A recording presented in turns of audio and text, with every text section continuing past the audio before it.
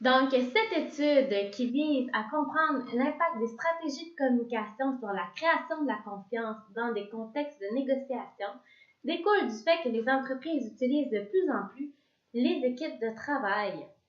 Donc, ce qu'on s'attend des équipes de travail, c'est que les individus partageront une grande quantité d'informations, de compétences, ce qui est nécessaire pour faire croître des idées, les développer et les appliquer. Ce qui nous amène à expliquer un autre concept reliant la communication et la confiance. Il s'agit du fait que les individus perçoivent et interprètent leur environnement.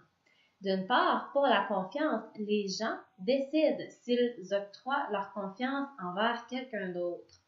Ce choix-là se fait en fonction de comment est-ce que l'individu perçoit son environnement et les autres individus qui l'entourent.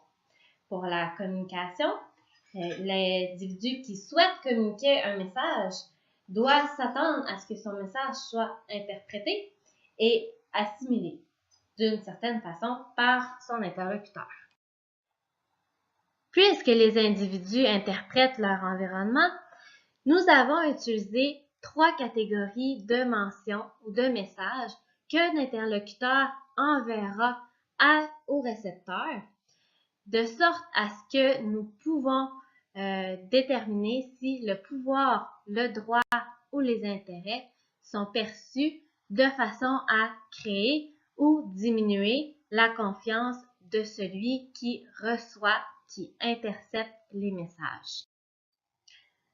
Aux 3 catégories précédentes, nous avons intégré les intérêts personnels, les intérêts d'autrui et les intérêts collectifs, de sorte à ce que la catégorie globale des intérêts qui avait précédemment été indiquée dans la littérature comme étant un échange d'informations qui permet aux parties d'arriver à un résultat positif pour chacun d'entre eux, nous avons déterminé qu'il était possible que différents types d'intérêts soient perçus différemment auprès de celui qui reçoit le message.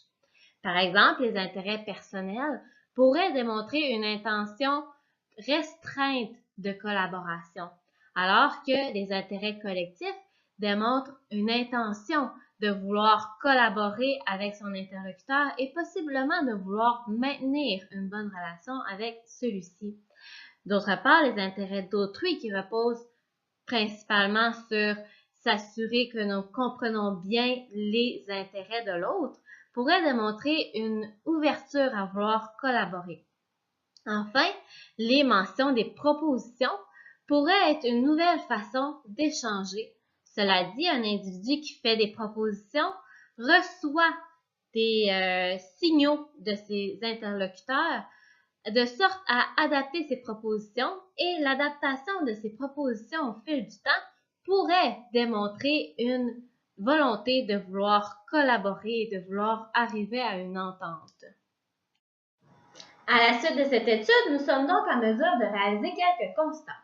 Tout d'abord, la durée du temps de parole que nous avions précédemment catégorisé comme étant possiblement un acte de pouvoir ne l'est possiblement pas dans le cas des relations initiales et des premières collaborations, comme c'est le cas dans cette étude-ci.